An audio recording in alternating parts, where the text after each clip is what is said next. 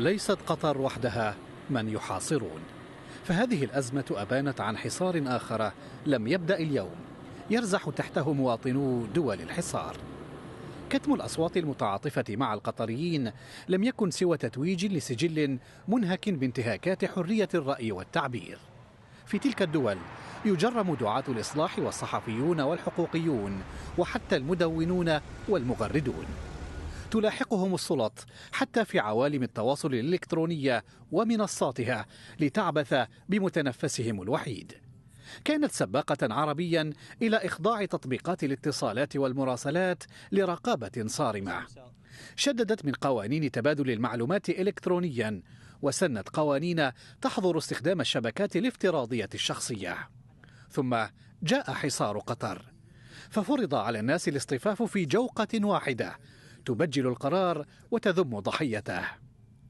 أي تغريد أو طنين بغير ذلك يعرض صاحبه في الإمارات مثلا للسجن 15 عاما ودفع غرامة مالية باهظة.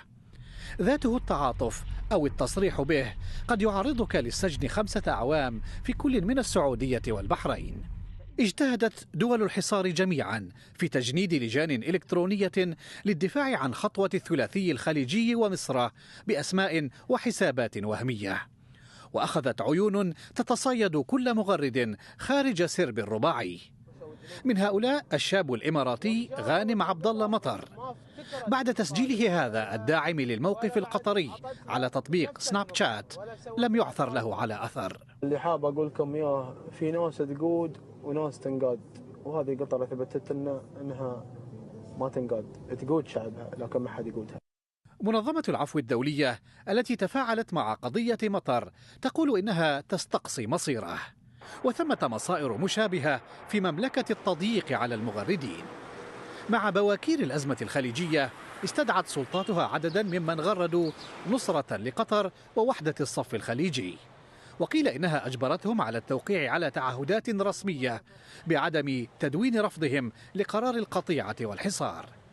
قد يفسر ذلك ربما كيف توزع المغردون من مشايخ المملكة ودعاتها بين مؤيد وصامت، ثم صامت عن قضية الحصار حصرا بعد طول تغريد.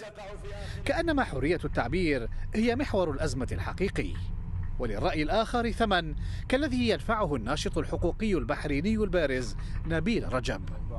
حكم عليه للتو بالسجن 2 سنين في واحدة من قضايا كثيرة، فرجب يواجه سلسلة اتهامات قد تصل عقوبتها إلى السجن 18 عاما، معظمها على خلفية تغريدات على حسابه في تويتر. هل على المرء إذن أن يكف عن التغريد؟ الأكاديمي السعودي الشهير الدكتور أحمد بن راشد بن سعيد حسم أمره. ستتوقف تغريداته نزولا كما قال عند رغبة والدته وإلحاحها. رغبات الأمهات أوامر، لكن سائلا قد يسأل: أي أم هذه تصادر حرية ابنها وتكتم أنفاسه؟